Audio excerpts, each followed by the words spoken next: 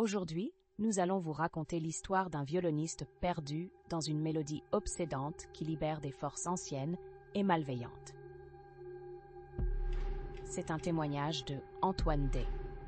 Je m'appelle Antoine Day, j'ai 32 ans et je suis violoniste professionnel dans une petite ville du sud de la France appelée Saint-Rémy-de-Provence. C'est une ville réputée pour sa beauté pittoresque et sa tranquillité.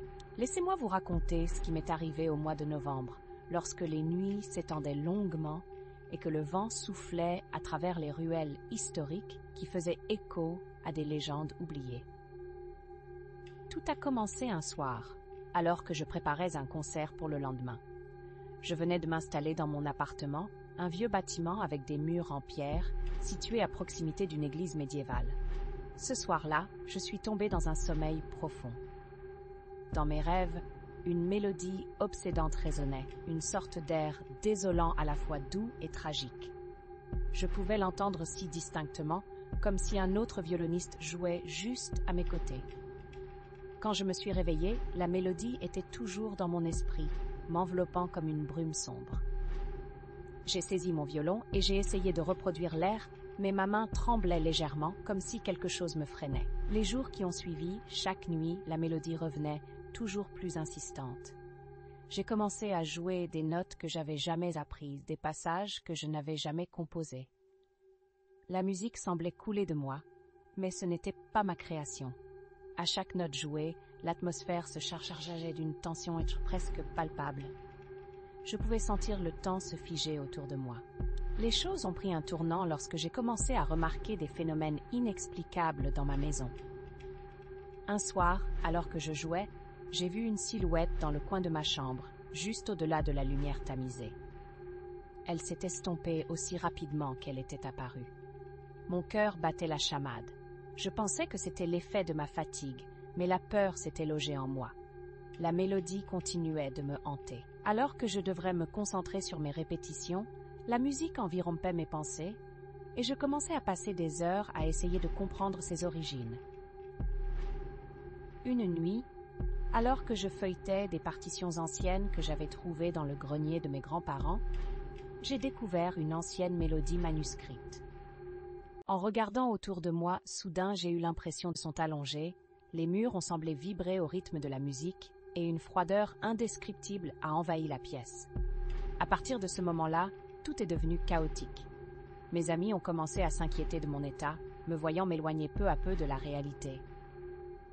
Des bruits étranges résonnaient dans ma maison, des murmures chuchotaient mon nom, me faisant douter de ma santé mentale. Une nuit, alors que je m'illumine une fois de plus à travers la mélodie obsédante, une tempête s'est levée, laissant le ciel s'embraser d'éclairs. J'ai senti une force me pousser à jouer encore et encore. Enjoué par la mélodie, je ne savais pas que j'invoquais quelque chose de bien plus ancien et malveillant. En jouant, j'ai ouvert une porte entre notre monde et un autre, un endroit où des entités anciennes hantaient des mélodies oubliées. Mes notes résonnaient avec une telle puissance qu'elles ont réveillé quelque chose que je n'aurais jamais dû toucher. Les murs de ma maison semblaient se rétrécir, le sol vibrait, jusqu'à ce qu'une figure apparaisse à l'entrée de la pièce, s'illuminant d'une aura d'ombre. « Ne joue pas cette musique », a murmuré une voix, glaciale et sourde, mais qui semblait pourtant résonner en moi sur la mélodie. Elle m'appartient. Une peur panique m'a envahi, alors que je réalisais que chaque note m'entraînait vers une infinité d'obscurité. Mais je ne pouvais pas m'arrêter.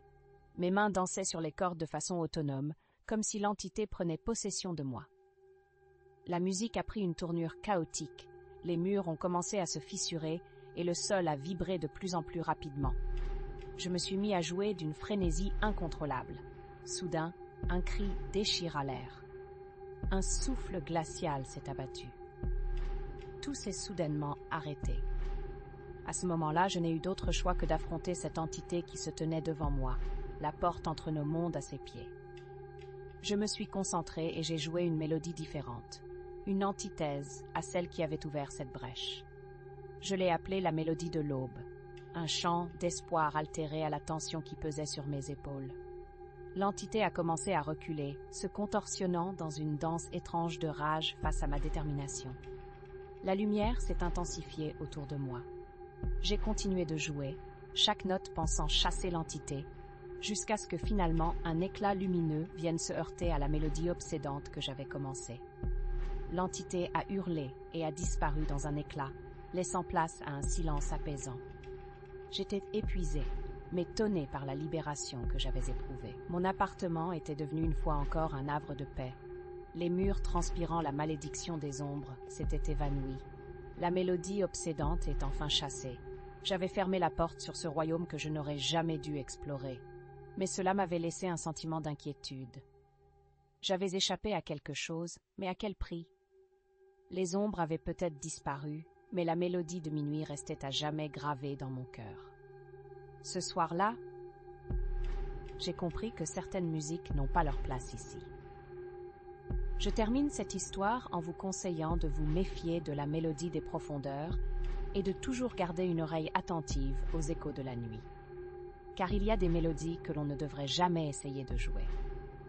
C'est à partir de cela que je compose désormais ma musique, avec prudence et respect pour les ombres qui peuvent vagabonder dehors, hantant chaque note et chaque silence. La mélodie de minuit appartient à ceux qui s'attaquent à la nuit sans savoir ce qu'ils déchaînent. Souvent, il vaut mieux ne pas écouter les murmures du passé.